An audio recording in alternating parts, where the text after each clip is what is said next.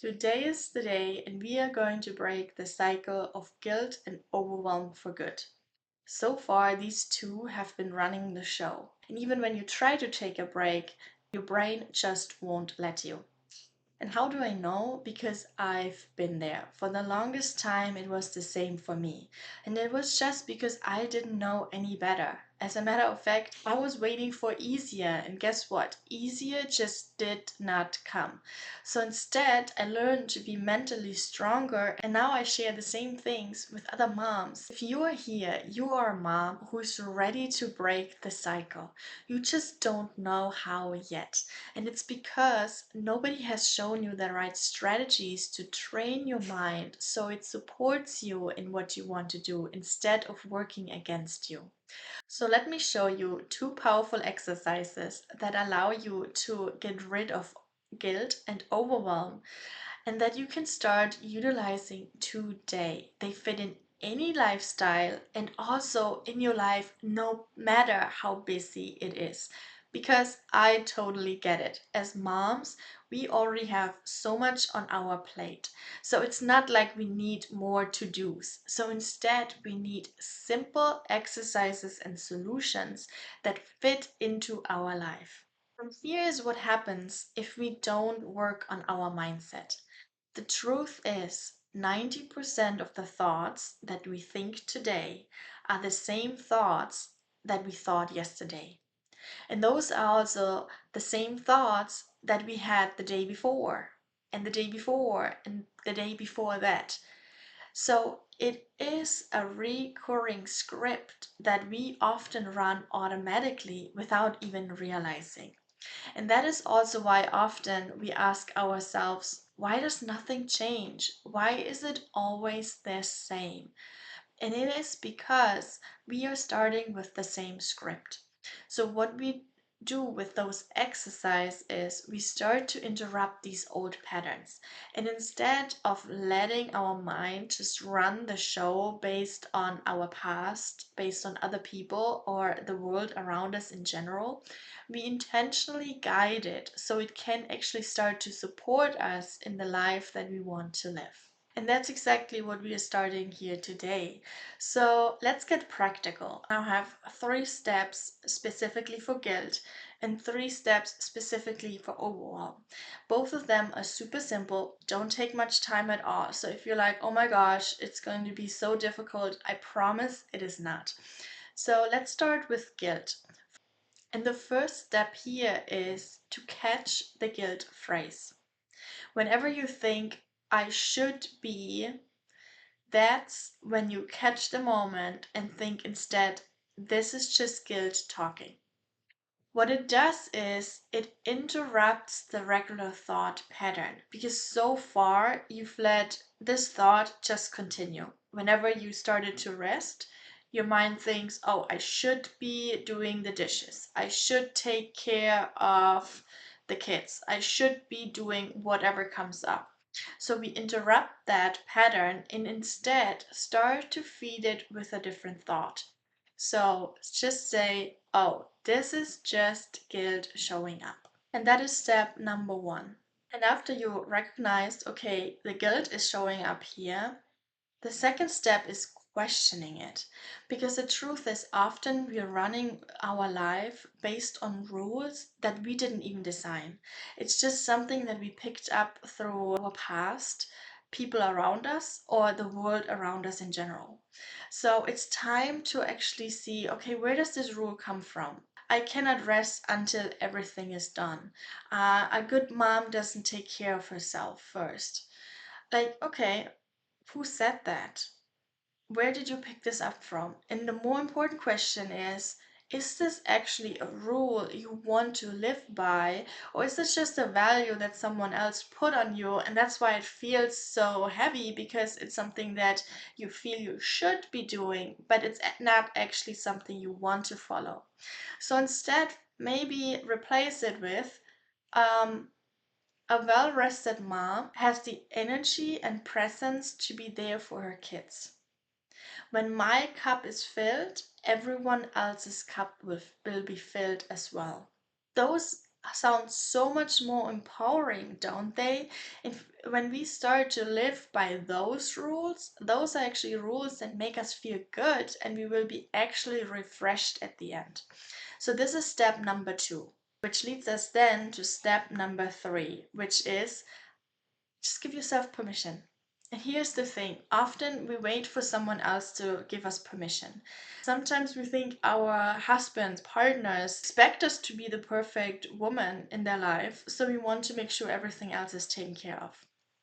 So we wait for permission from other people and things around us to say, like, yep, now is a good time to take rest. Well, guess what? We're not going to do that anymore, because the only person that needs to give you permission is yourself.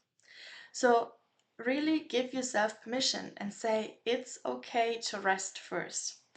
It can be as simple as say, I'm allowed to rest for 3 minutes. And here's the thing, it's not about the time, because you can make it as short or long, however it fits and however you want. It's not about the length. What it is really about is it's about it becoming normal to give yourself permission, and only you waiting for your own permission to actually rest and enjoy it. And that is really the secret. So, to recap, we have 3 steps to let go of guilt. It is first identifying that guilt is showing up. 2, questioning the rule that it's trying to put on you in that moment and replacing it with something more powerful. And 3, give yourself permission.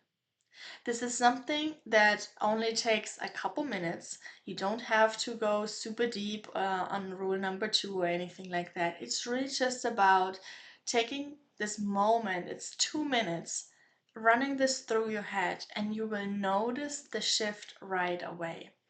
This is something that helps myself all the time, because here's the thing, it is not about getting rid of guilt or overwhelm so they never show up again, because I've got news for you, we are humans, right? So we have these emotions, they always show up. So it's not a question of whether we feel them, it's what we do with them. Because we always have the choice to say, you know what, I just sit there and I feel guilty and I let guilt drive myself. That is one option. But if you say I'm done with guilt, then these are the 3 steps that you can easily implement to start making changes. So if you decide to actually try it out, I invite you to comment below, because I would love to know what changes do you actually notice by following these 3 steps. Okay, so let's go into overwhelm. That one is actually a really big one, and I'm currently 6 months postpartum, which means we just went through the whole newborn phase not too long ago. And this is my second child, so the tricky part this time was not figuring out the baby in general and the new patterns in our family or anything like that. It was really having 2 kids all of a sudden, because I was so used to being able to give 100% to my firstborn. Like I would make sure that he's taken care of, and suddenly he wanted a hug, or he wanted help with a toy, or wanted a snack or anything else, just attention, right? And I would not be able to give it to him as I was before, because suddenly there was a baby in my arms. So for me, it was really overwhelming, especially in the first couple weeks. So what I'm sharing with you now is what I really have used multiple times right in the newborn stage, and it kept me honestly sane, because it allowed me to snap out of overwhelm anytime it showed up for me. And for me, what happened is I would start feeling it. I was, for example, trying to get baby to sleep. So I was in the bedroom trying to rock, right? And I'm still sitting on my birth ball here. That's why I'm bouncing up and down. So um, I would rock him and hold him, and that's the moment my older son would come in and be like, "Oh, Mama, I want you to read a story." And then I felt how I'm like, "Oh gosh, and I want to spend time with him, and baby needs to sleep, and he was supposed to sleep already half an hour ago, and now we're running late behind schedule, right?" and I want to do a prepared dinner, and I wanted to put some laundry in. Like suddenly all of these to-dos would pop up. And the first step that I said is, okay, what's important right now? So that is step number one. And I would be like, okay, right now the important part is getting my baby to sleep. Everything else can wait until that's done, right? So I'm like, okay, what's important? Step number one. Step number two, I asked myself, am I already doing exactly that? Most times the answer was yes, because what I really noticed is like, yes, right now it's just important that baby is sleeping. Okay, great. Am I trying to get baby to sleep? Yes. And so that meant I was exactly where I was needed most in that moment. Everything else can wait until later and is not important right now.